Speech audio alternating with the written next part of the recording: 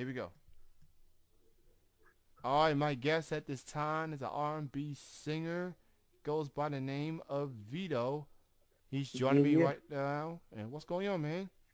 Man, what's going on with you, man? Just had to remember I was in the studio recording, man. I'm sorry I called in late. Not a problem, man. It's not a problem. I ain't got nothing left to do on the show, so I'll just have you on for the next 20 minutes if that's okay with you. Yeah, that's fine, man. That's cool. All right, so let's go ahead and begin, man. And what got you into being a recording artist? Well, yeah, it kind of really it started, man, when I was younger. I'll say give or take maybe 9 to 10 years old, man. I was in my mom, she pressured me out to sing in church, man. She had surprised me one Sunday and was like, you gonna sing at church today. You know me, I didn't know what was going on. I just like to sing. So I went up to church. Man, we went to church that Sunday, and I got in front of the church, and I sung, and I mean, just the warm welcome and the love that the crowd showed afterwards. It really made me, it made me feel some type of way. So, and from that day forward, I really just knew that this is what I wanted to do. I wanted to sing. I wanted to be able to sing for people and make them feel good. You know what I mean? So after that's really what kind of really got me started. And from there, man, it was just the love just grew. I had already been a fan of like, Michael Jackson and Usher and, Stevie Wonder and people like that. So, but after that, man, the love just grew for music and I just kept going, never stopped. Look, man, I completely understand where you're coming from. Coming from church going parents. They try Definitely. they try to get me to go singing in the choir as well, and I mean I thought I was a decent singer, but I'm not you. I don't have your singing Yeah, yeah. ability whatsoever, and that's why I'm a broadcaster and not a singer. Well, So man, at the end of the day, man, at the end of the day, sometimes it's not always about the voice. It could be about the emotion. It can be about the story behind someone, and it really just can be about the love that someone has for for the love of music. It can really be just that, simply that. The voice is good to have. If you got an okay voice, but you have the emotion and the love behind that it needs, you good, man. You go. You know what I'm saying? I completely understand with you, man. I completely understand, and you mentioned Michael Jackson and Usher and Stevie Wonder and three Yeah, man. amazing artists in their own times and just incredible talent. Um, so obviously you more, I guess you consider yourself an R&B singer, but is that what you really want to consider yourself, just an R&B singer, or you feel like Uh, you're more than I just that? think, man, I think it's a little more advanced than just R&B, man. Of course, R&B, those are my roots. R&B are my roots, but I do like a more of a feel good music, an up tempo pop artist, pop R&B artist because I dance with it as well. I'm a dancer as well, and and I kind of bring a young feel. I kind of bring a young '70s disco feel, man, with the new sound that I'm doing. Like a '70s disco mixed with R&B with a modern twist to it. So it's kind of like a Blurred Lines or Pharrell mixed with some Usher and some Michael Jackson going on. So it's a really interesting sound, but the music is just ridiculously crazy. Like it's dope from the production to the lyrics to the arrangement. Before I go any further, I want to give a shout out to your manager. Very cool dude. He sent me some songs for me to play on the show, and I've already played them. I played, let's see, In the Bed, I Never Want to Leave, some Right, right. original songs, and then he also sent me two cover songs. She did All of Me and The Worst, Right, right. and I did listen to All of Me, and I don't often listen to a lot of cover songs on YouTube or whatever the case may be, but after Uh-huh. hearing the All of Me cover, Right. and that just may have been one of the best covers I've ever heard in my life. That I mean, Man. you you nailed that cover. That was incredible. Yeah, I mean, you were just straight on point on that Man, I really particular appreciate record. that, man. That's my whole thing. Man. I really appreciate that. It's kind of like I feel like when you do a cover, you need to do it better than the person who did. How you need to do it better than the person, the actual artist, or if not better, do it equally as good. You know what I mean? Don't you have to do the cover as if it was your own song. So now that's when I do covers. That's how I think. That's what comes to mind when I do covers. Try to do it as if this was my song. You know what I'm saying? This was my song. That's a great analogy, and that's always going to be like pressure. When you do covers of people's songs, they either expect something duplicate or farther than that. But honestly, you did just fine, man. You did incredible. And as far Right. as the covers themselves, like do you handpick the covers yourself, or do you ask fans for suggestions of what songs I you should do. cover?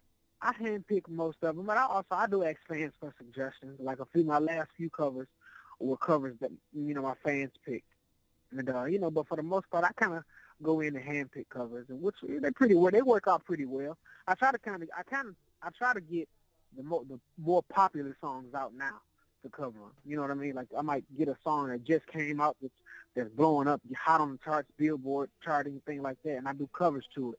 That way, because people are searching for those songs then.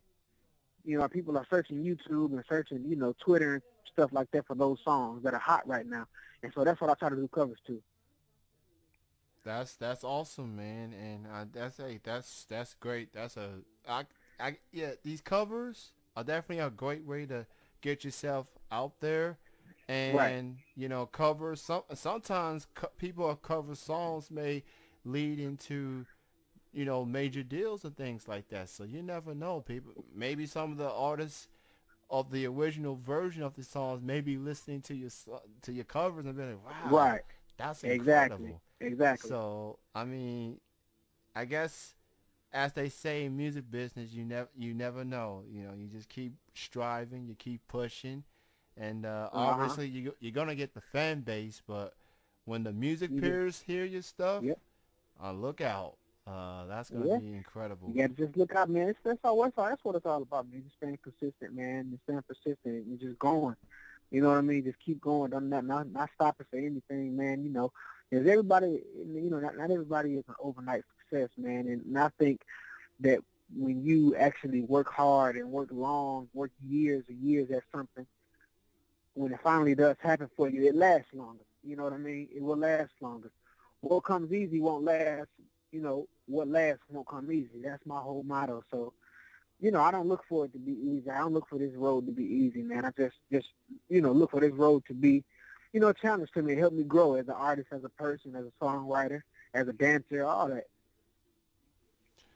And as for original music, as far as that is concerned, you know how fans at times they love to learn from the artists and from their, just learn from them, learn about who they are as persons and their Right, ups and their downs and things like that. And some artists are willing to get personal, talk about past relationships and things like that, and some may just right. want to focus on general things like partying and loving, having a good time. Like, what's your mindset is when you work on a song? Do you focus on personal experience that you go through, or do you Yeah, just I go with think. it? Yeah, man. Yeah, for me, man, I think the best songs come out when you've experienced it, at first hand. When you've experienced something firsthand, I think it makes for a better song because you're speaking. Not only are you got to make the lyrics up and you got to think about this, but you're speaking from the heart, and it's always better to speak from the heart versus just sitting down listening to a beat, pull a topic out of the air, just write a song about it. Which is cool. Which some songs come out good that way, but when you want to really connect with your audience and make a timeless record and make a song that'll forever be played even when you're long gone. I think you need to sit down and sing from the heart. You know what I mean? Because things like that's really where the emotion comes from the heart. When you really mean something. That's well said, man. That's well said. And I think maybe fans may at times may get too caught up in, well, we want to hear more about your personal life. I mean, that don't you think that comes a point that is there a fine line that maybe that even artists and like label executives and etc. Well, Things like maybe you want to not do, well, I go think, too far. yeah, I think it all has a, yeah, I think it kind of weighs, it kind of can go both ways because, like I say, not, your business isn't everybody's business. You have to be strategic in what you let the world know and what you know what I'm saying, what you don't let them know. There's certain things you should let, your fans know and, your listeners know, but there's certain things you should let them know. You should let people know that, like, for example, I lost my mom. My fans know that I lost my mom. If, certain things like that, you should let them know because not only does that, people gravitate towards you and they care more when it just it lets them know that you're a human. You have some people that are such big stars that they're almost not human. Like they're almost like unreachable, untouchable. You know what I'm saying? For example, Beyonce. I love big fan of Beyonce, but she's untouchable when it comes to a fan really being able to relate to something she has going on. The only thing recently that a fan will be able to relate to would have to be, her having a baby and things like that. But when it comes, you never really hear anything about Beyonce's love life and things like that and what she's going through and things like that, which could be good and which could be bad because, your fans want to know that you're human. They want to know that you have these problems. They want to know that you go through this and you go through that. They want to be there for you. Your fans are family. They've been with you so long. They're like family. People watch Beyonce grow up. People watch me grow up into the artist that I am now. So it's cool for me to actually open up to my fans and say, hey, this is what I'm going through, guys. Pray for me, this and that, bam, bam, bam. Because it lets them, like I said before, because it lets them know that I'm reachable. You can reach me. You can talk to me and things like that. I never want to get too big to where I feel my fans feel like if they can't talk to me, they can't tweet me, they can't do this and do that. You know what I mean? That's a good look. That's a great perspective to look into. For artists, whether artists like yourself is striving, just keeps on working hard, and then you have your Beyonces and your big names of R&B and just music in general.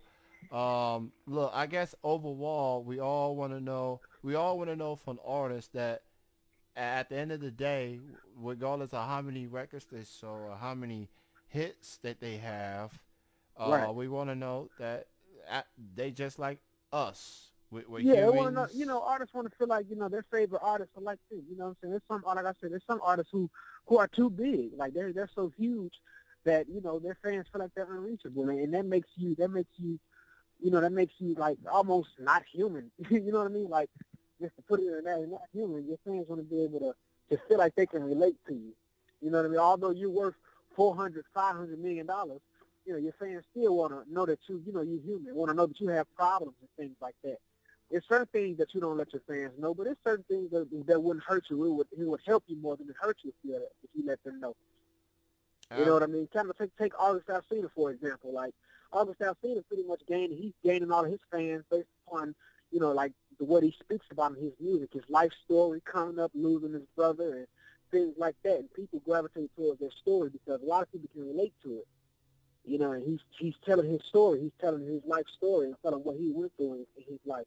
And, people gravitate towards it, and they love him for that. So, yeah, I definitely, man, that's what I feel about that.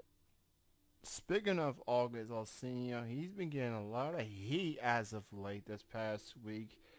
He was at Yeah. 106 in Park. He did an interview with Bow Wow and Keisha Shante, and I guess Right, Keisha right. Shante was trying to, I guess, dig deep into him, and then he just kind of like he just got to like I don't know how the best way to describe it, but Yeah, he yeah, he just kind of wasn't got, pleased with the question that was being asked. I guess that's the best way to well, describe it. in that situation, man, me personally, at the end of the day, to begin with, yeah, those questions, you have pre-interviews that you are asked, these questions are, you're asked these questions, things like that.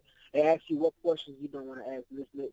And from my understanding, she asked him that question, and he went off about it. After, but his reason for going out was they just told him that they wouldn't answer that question. But still, for August being a new artist coming out, and being a new artist that's rising to the top, you have to set an example, man. I know you quote unquote from the streets, and say you 100% real and things like that. That's fine, but there's a certain way you handle every situation. That was not the way to handle that situation. You know what I mean? Like, just as a person, like, not only was it disrespectful to a female, but it was just rude. It was rude, unprofessional. It was very unprofessional. You know what I mean? And not only does it make him look bad, but it makes his team look bad. It makes his manager look bad. It makes BET look bad. You know, and it didn't really do anything for him. It really did more harm than it helped him. But at the end of the day, you have to have people in your circle to tell you, to guide you in the right direction. August was going through a lot of things that day. He was going through a lot of stuff. And, he just had a lot on his mind. And her asking that question after he just asked him not to, kind of ticked him off, which is understandable. But you have to be able to keep your composure in situations like that. And I think it could have been handled very well, much better than the way it was handled. But you can't cry with spilled milk. Just can't do it again. Don't do it again. You know what I mean? Because at the end, you're still an up-and-coming artist. People are still listening to you and starting to love you. But when you do things like that, you got a lot of flack from that. You know what I'm saying? You do things like that make people pull away from it. Like, oh, I don't like his attitude. You know what I mean? Like, people that right there make people not even buy your album, make people not buy your singles, things like that. So you got to be very cautious when you do things like that. It's just the same way to handle everything, man. It could have been handled totally different. I totally agree with your position on that. I, I guess it's stress.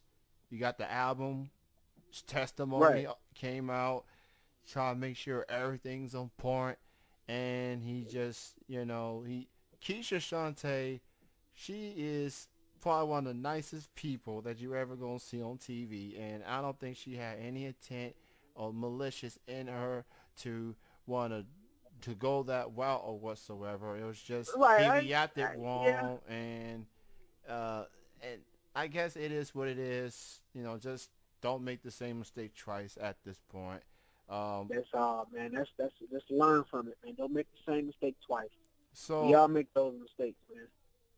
So, man, why don't you let the people know your social media links, how they can listen to your music and learn more from you and what you got coming up? Why don't you go ahead and promote your social media links, man?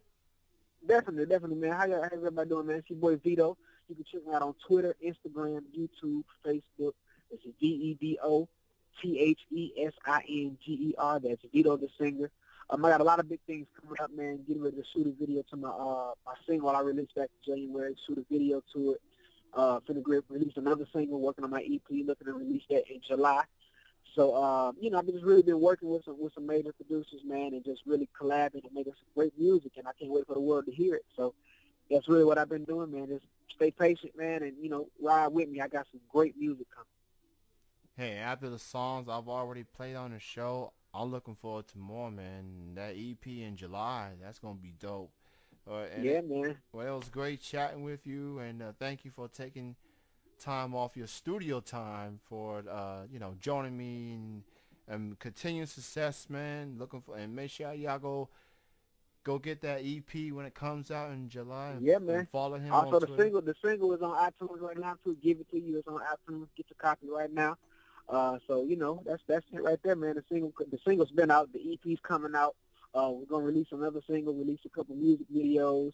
I've been writing for a bunch of people. I write for a bunch of big artists, man. So that's definitely in the works. And people start hearing about that, it's really gonna make some noise in the city. So I'm really excited about that, man. Just trying to really I don't want to put all my eggs in one basket just by being an artist. You know what I mean? I want to kind of do it all. I'm not even learning how to produce and everything. So I'm kind of just doing the whole nine. I'm going a whole nine with it, man. That's awesome to hear, man. And keep up the good work, and have an Easter weekend to you, man. Thank you for your time. Man, thank you so much, but I appreciate it. All right, bye bye. Yeah. That was R&B singer Vedo